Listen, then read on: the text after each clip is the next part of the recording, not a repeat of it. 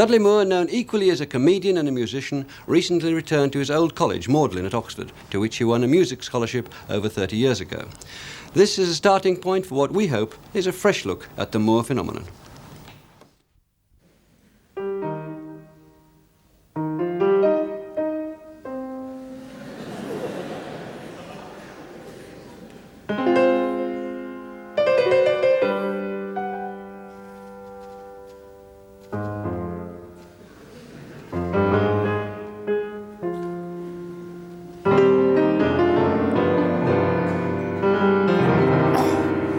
I heard him playing on Broadway the Beethoven Pathetic Sonata, which was quite amazing because he played it very well as a real musician, as a real piano player, and then he played the game that he lost his way and he found his way again, and that was quite amazing, wonderful. He's one of the more interesting people that I know. He has wonderful wit and charm, and he has this tremendous charisma.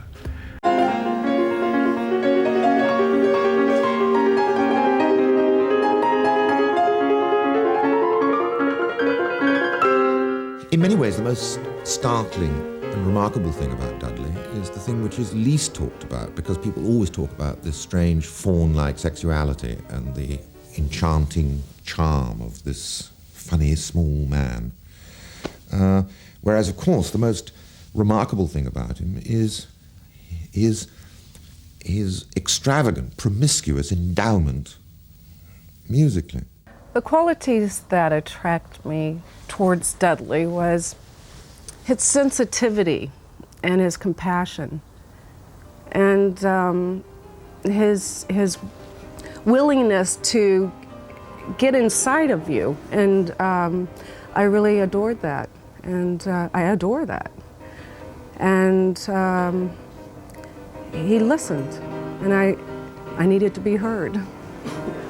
I'd say he's a very physical performer. He got tremendous enjoyment out of making people laugh, and his enjoyment came across to an audience very well.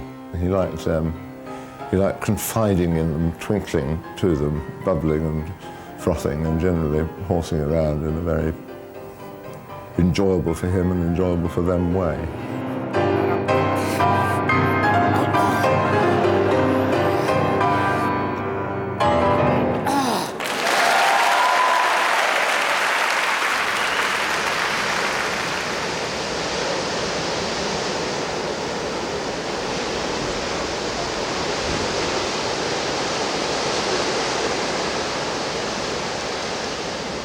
Well, this is my home.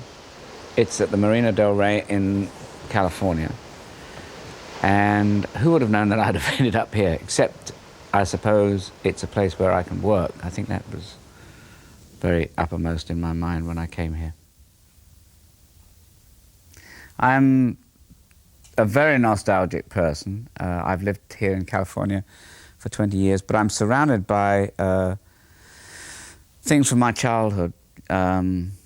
Not actually things from my childhood, but things that remind me of my childhood. Although I do have a thing from my childhood, my piano, which I played on, which my father bought for me when I was born. I was born on Good Friday, 1935. I was presented to my mother as her hot cross bun.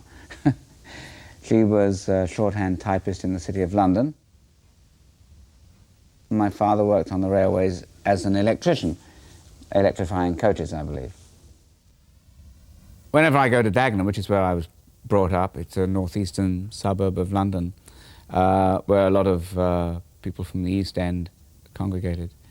I go on this sort of forelock tugging nostalgic tour around my old school and my old home. Hey, how are you? Very nice well. to see you. Nice Hi. to see you. How are you, sir? Nice to see you. You too? Oh my God. Yeah, it's all changed, hasn't it? It has changed, yeah. Bit of paint. Right here I can see where we used to put our coats, actually. Yeah. And you've you've taken a door off here, right? Yeah, so there used to be one there. Because there used to be one, because I knew it used to be closed when my mother used to, you know, wash her bits and pieces, as she used to call them. And there used to be an upturned shoebox here, which my dad used to sit on every time he came back from work. And my sister, I haven't really said much about my sister. She was, and it still is, 4.5 years older than I am. I had a piano teacher called Miss Hoggart, and she used to come to the house and give me a half-hour lesson for 1 shilling. And Dudley started with Miss Hoggart, and I used to practice all week, and he never used to practice, and I used to get my knuckles rapped at the next lesson, but he never did. He always whistled through exams and everything like that. I was born with 2 club feet. My right one righted itself, so my mother said. And the left one had to be worked on a tad. And I think I was in and out of hospitals till I was about 7, until my mother said, well, enough, no more of that stuff, for which she wasn't prepared and for which I wasn't prepared, obviously. I suppose at the bottom I thought I'd done something wrong, I don't know. My family used to appear at the bottom of the bed every 2 or 3 weeks, it seemed, and sat around shiftily. I couldn't believe the hostility, you know, that goes on between kids. There was one kid who used to call me Hopalong Cassidy, which seems to be quite a fair comment, actually, when I think of it. Although I shall always remember that taunting refrain. I think that, you know, I've in a way led a fairly isolated life in my life generally. It's been with a purpose of becoming isolated, you know. That's why it's nice to work in film, because you can always be amongst a lot of people and then get out, which is, I suppose, how I felt about things and how I do feel about things. Oh, it's lovely to see you. You too, yeah. You see you the other night on television. Oh, was it the other night? Well, soon we've known you since you was about 9 years old. How are you? Nice to see you. Hello. He's never ashamed of where he lives, are you? Oh, I love it. That's really nice. Well, Dudley was very much my best friend, and we lived together in this road for several years. We lived fairly close to each other. He had 146 and we lived at 112. I think people must have found us a bit of a nuisance, actually. We were fairly noisy, running up and down the road for hours during the summer, playing jokes on people. He had a very good sense of humour. He also was, I think, a difficult friend to have sometimes, because my parents found him so charming and pleasant that it was very difficult for me to follow that act. When I came here, it was called Dagenham County High School. I used to play this piano every now and again on a Friday morning when a prefect, as he was known, we used to go and read the lesson, and then he used to sometimes, you know, choose me to play. I remembered the old school hymn, "Rise in the strength of God and face life's up your way, with better hope and stronger will than in the past."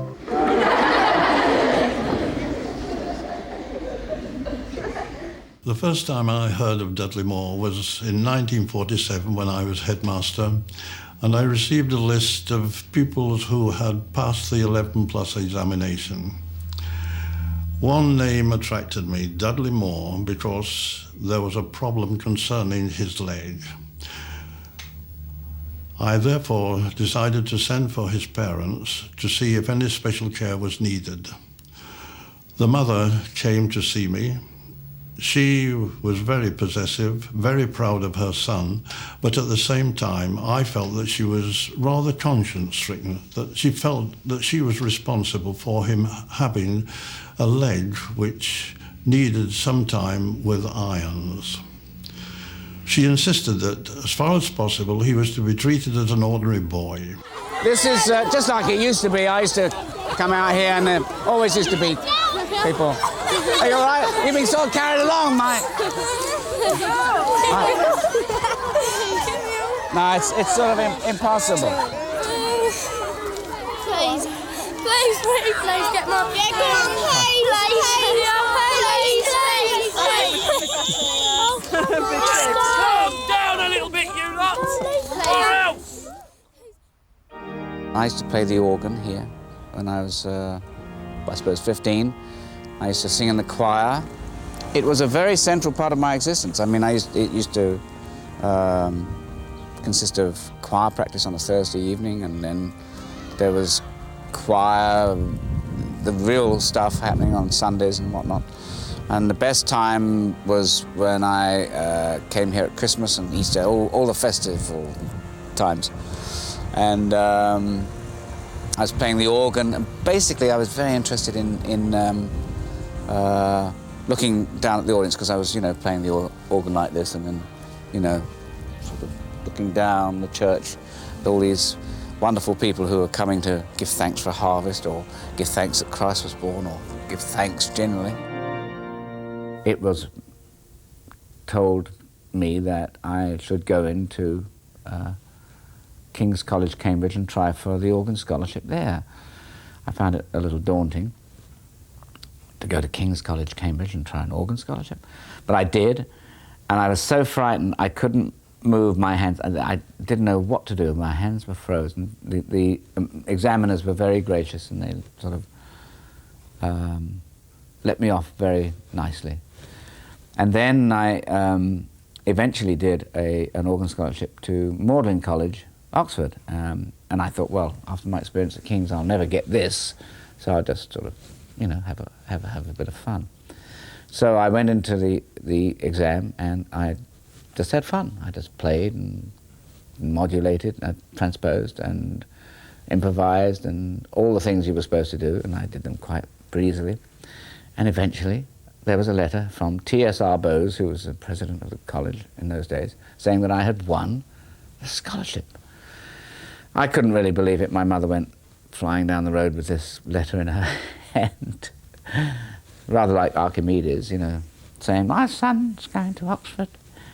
Don't think it impressed too many people there. I couldn't believe that I had the chance to spend some years in those absolutely gorgeous surroundings.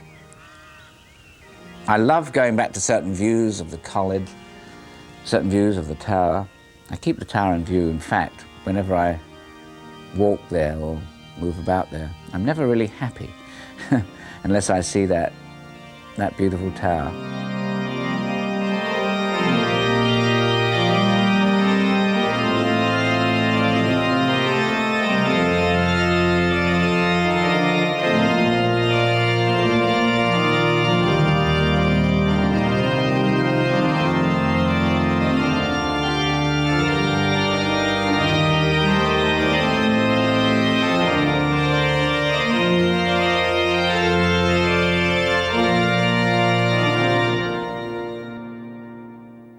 It was obvious from the word go with Dudley that he was a very talented musician, and it was also extremely difficult to know which way he was going to turn, whether he was going to become a really good jazz pianist or a classical pianist, or what he was going to do.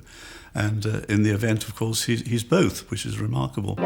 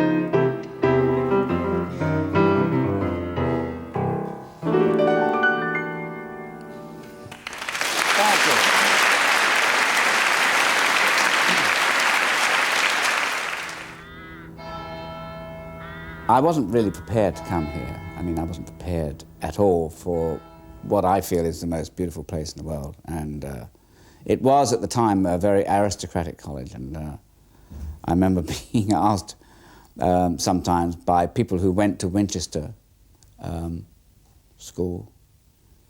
Are you a Wykehamist? Oh, I said, no, I'm actually from the County High School, Dagenham, actually. I said, oh, right, very good. And I was reminded that I had more of a chip on my shoulder than they did, which God knows I did. I think all my life was very technicolored at the time, and I remember going to a party and my heart being in my mouth when I was going along, because just because my heart used to be in my mouth a great deal of the time then. And I remember when I was also asked at the same party if I'd like some coffee. We never had coffee in our place, never, ever had coffee. And I was asked by somebody, would you like it black or white? And not knowing what he meant by black or white, I selected very, what is the word, gratuitously, the word black. I said, well, I'll have it black, please. And I was given a cup of black coffee, and I said, oh, can't I have some milk then?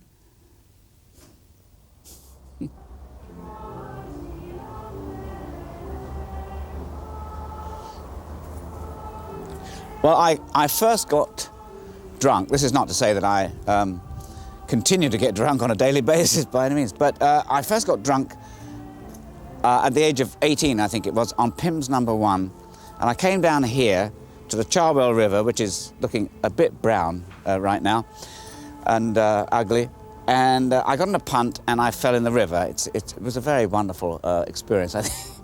And some people on the bank said, oh, look, he's falling in the river, he's falling in the water, and asked me to jump again, which I did.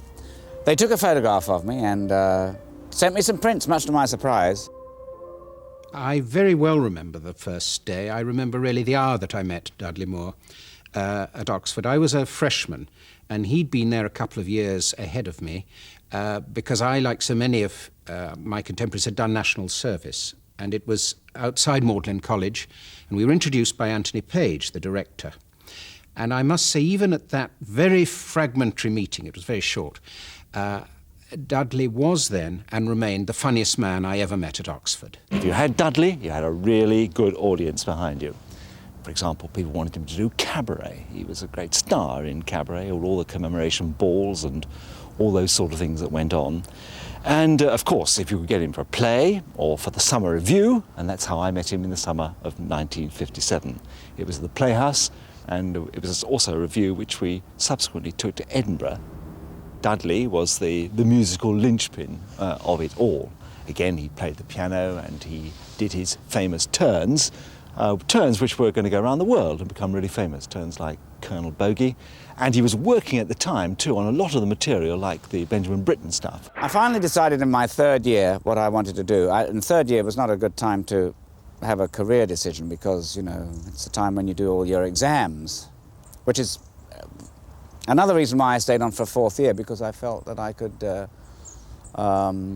exercise what I had decided in my third year, which was that I would go on a stage, because I had done a review in Oxford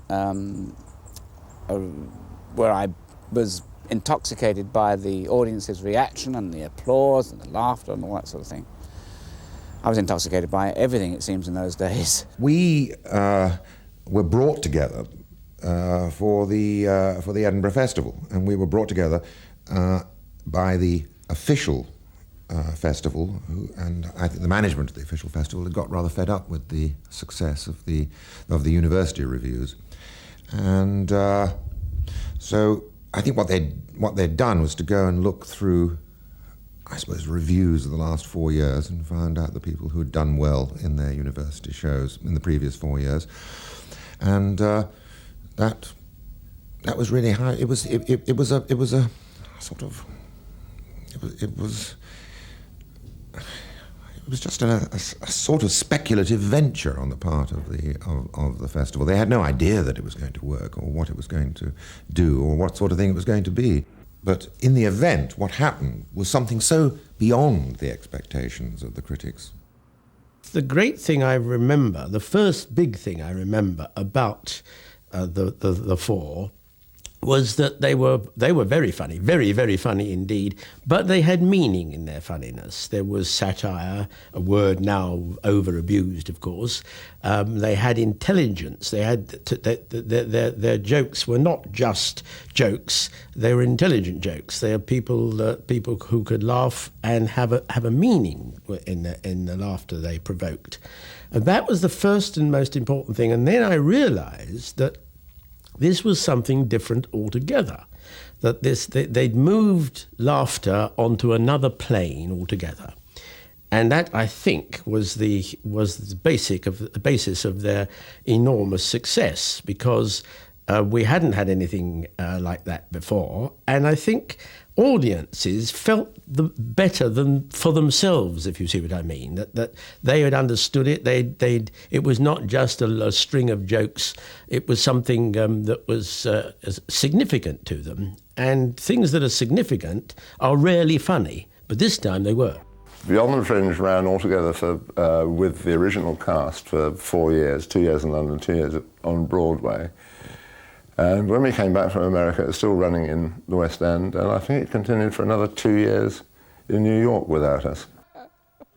Well, the easy thing about Not Only, but also, certainly in the early days, we used to sit around and giggle a lot with a tape recorder, which is a nice way of working. Yeah, it was great, actually. And then we used to listen to it back, giggle even more, and say what we didn't like. And you jot things down? Jot things down, headings, yes.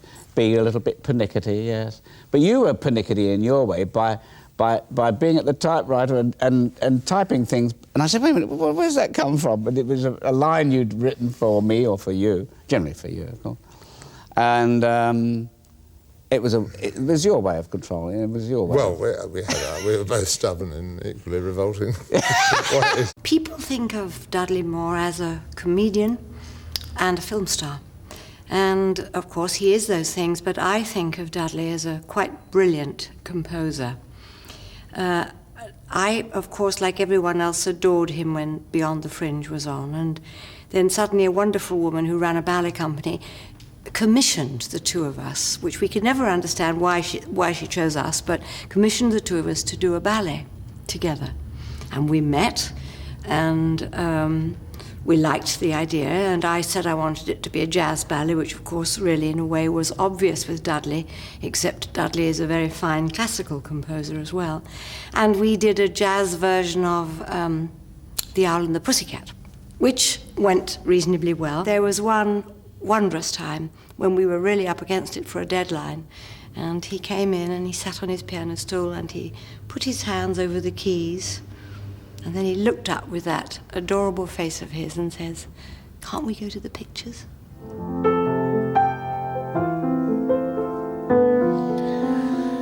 Composition has always been an important part of my life. I used to write a lot of incidental music for plays and theatrical stuff generally when I was much younger in order to pay the rent, and I've written a few film scores. But mainly stuff for my own pleasure. I suppose the first major composition that I ever wrote was at Oxford in about 1958. And I had never heard it played until recently. It was played by the Brindisi Quartet. And I must say I was very nervous.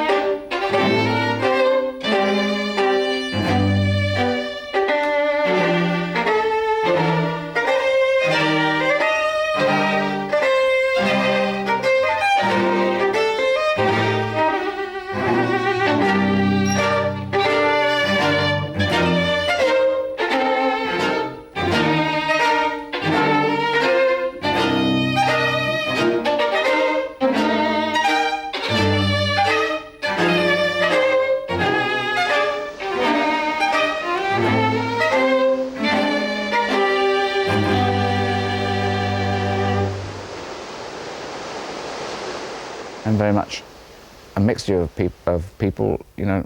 There's part of me that loves to be with people, there's part of me that doesn't. There's part of me that wants to be isolated. Parts of me that get very sad at being isolated. I can rattle around this house for a week at a time and feel very sad and lonely.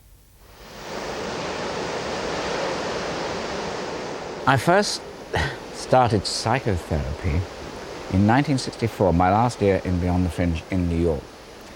I had been trying to thrash out the meaning of life. I don't think that I would have functioned as well as I do now without psychotherapy. In 1979, I had cast a film called 10, and we were literally down to the wire getting ready to shoot. And our leading man walked out. A major catastrophe. And I was desperate.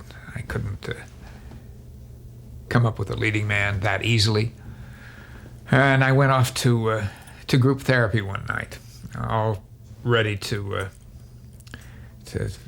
take over and take the 2 hours and really just complain for Blake Edwards.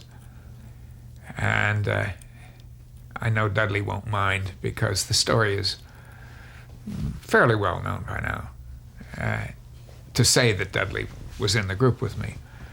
And I kept looking at him, and I'd been seeing him week after week.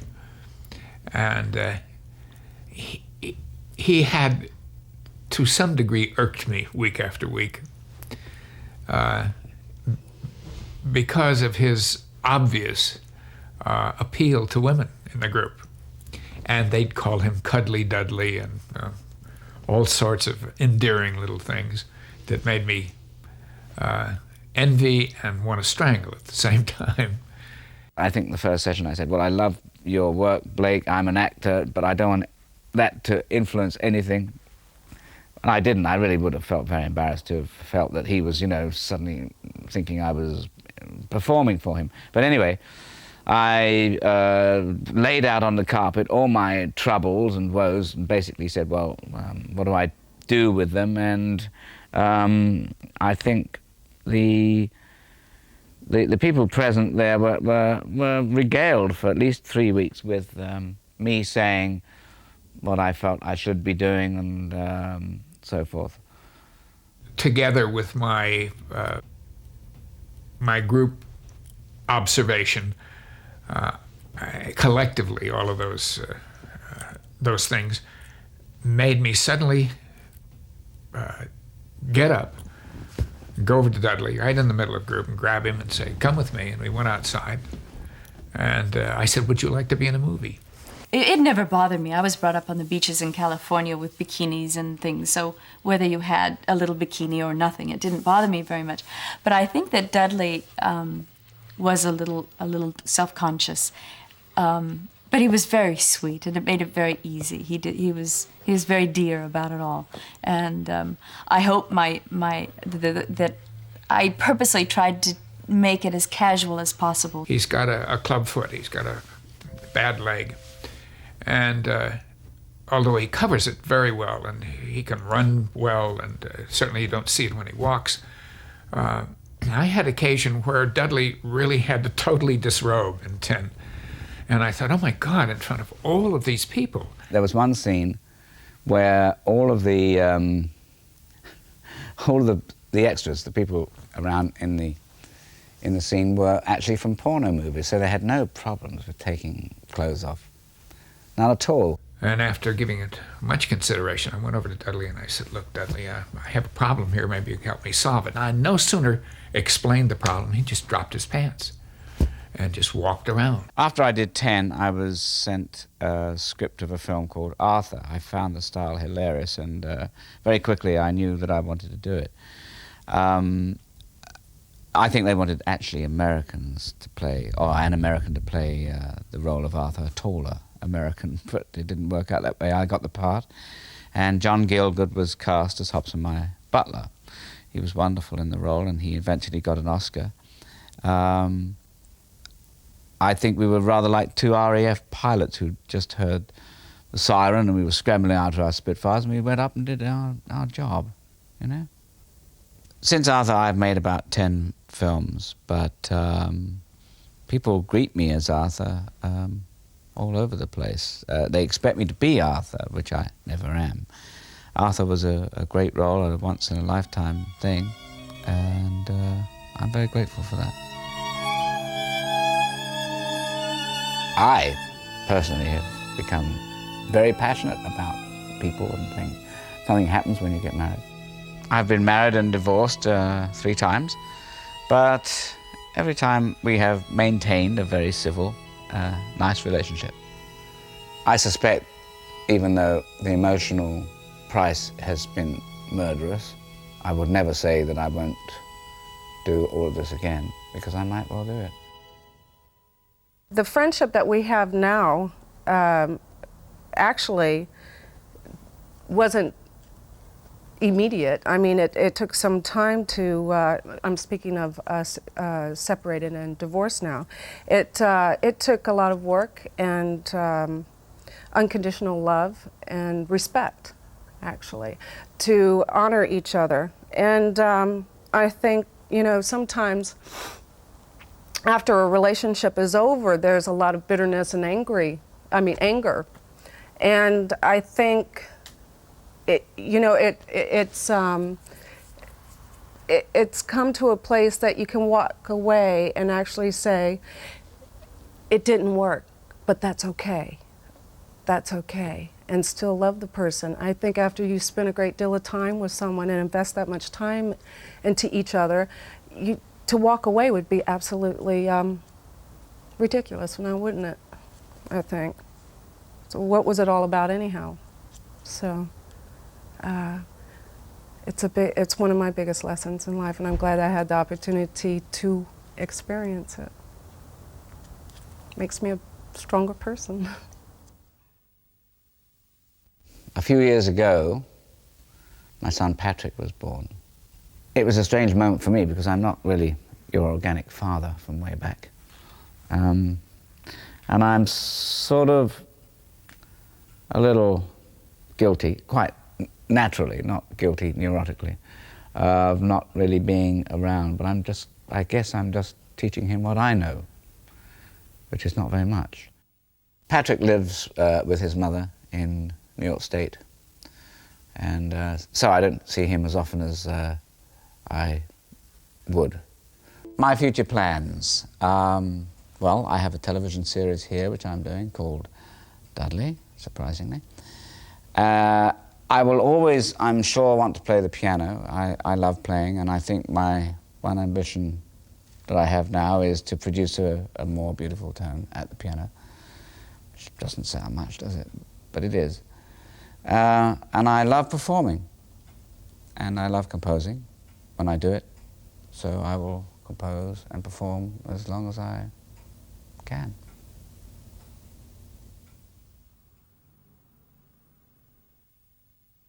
Now's the time to say goodbye. Now's the time to yield aside. Wasn't yielded. Now's the time to win away. Give a bit more reverb on it, love. Whee!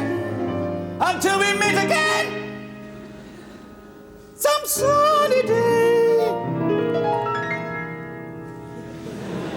Goodbye, goodbye, we're leaving you skidly-da. Goodbye, which is fun, goodbye. Fa-da-da-da, fa-da-da-da, goodbye, goodbye, we're leaving you skidly-da. Goodbye, which is fun, goodbye. Fa-da-da-da-da, la-da, la-la-la-da-da, fa-fa-fa-da-dee. Goodbye, goodbye, we're leaving you skidly-da. Goodbye. It's a fun and good